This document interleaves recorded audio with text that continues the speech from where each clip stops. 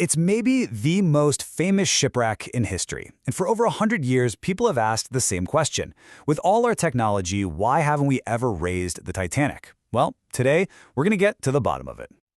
You know, the RMS Titanic was so much more than just a ship. It was really a floating palace, this incredible symbol of progress and ambition. And in 1912, it set off on its maiden voyage, this huge, highly anticipated event.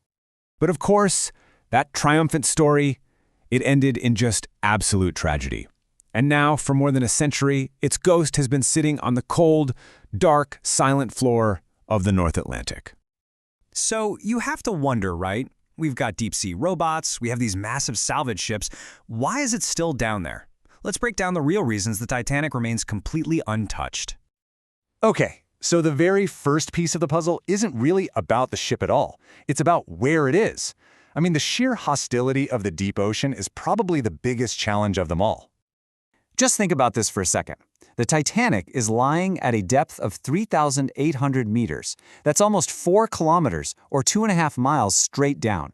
We're talking about an environment that's pretty much as alien and as hard to get to as the surface of another planet. And yeah, at that depth, the pressure is just immense.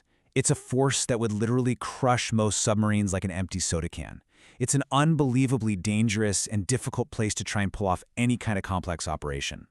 But, okay, let's just say for a second we could overcome that hostile environment. There's an even bigger problem waiting for us: the actual condition of the wreck itself. When we think of the Titanic, this is the image that comes to mind, right? This majestic, powerful ship that left port in 1912, this single, magnificent vessel. But the reality of what's down there is completely different. After sinking so violently and spending over 100 years on the ocean floor, the ship isn't whole anymore, not even close. It's actually split into 2 main sections, the bow and the stern, and they're lying a good 600 meters apart from each other. What's left is basically just a fractured, incredibly fragile ruin. And this is where it gets really interesting. The Titanic isn't just sitting down there perfectly preserved like some kind of deep-sea time capsule. Nope, it is actively being eaten by the ocean. The ocean is basically waging a 3-front war on the ship.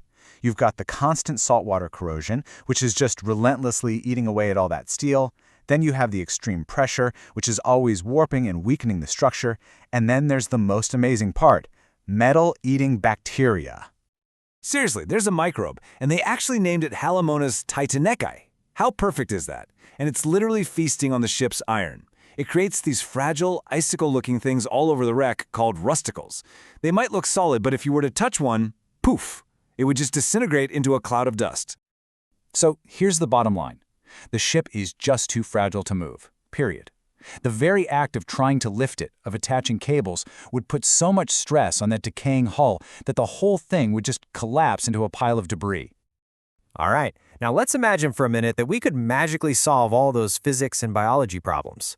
We would still run headfirst into another massive wall: the cost. Back in 1912, the Titanic cost about $7.5 million to build, which was a fortune. But today, any serious plan to even try to recover it would cost hundreds of millions, maybe even billions of dollars. There's just no way to justify an operation on that kind of scale. But you know, beyond all the science and beyond all the money, there is a final reason to leave the Titanic right where it is. And honestly, it's probably the most important one. We just can't forget the incredible human cost of this disaster.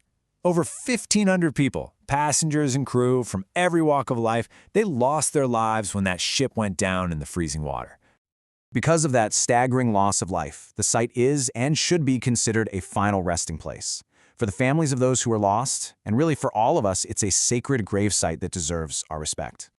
And that's not just a feeling. You know, it's now official. In 2012, for the 100th anniversary of the sinking, the wreck was declared a UNESCO Underwater Cultural Heritage Site. That gives it legal protection, preserving it not as something to be salvaged, but as a monument to history. So as the deep sea slowly takes back the ship of dreams, it really makes you think about human ambition and the incredible power of nature. And it leaves us with a pretty deep question. Is it our job to save these things from the past, or do we let the ocean write the final chapter?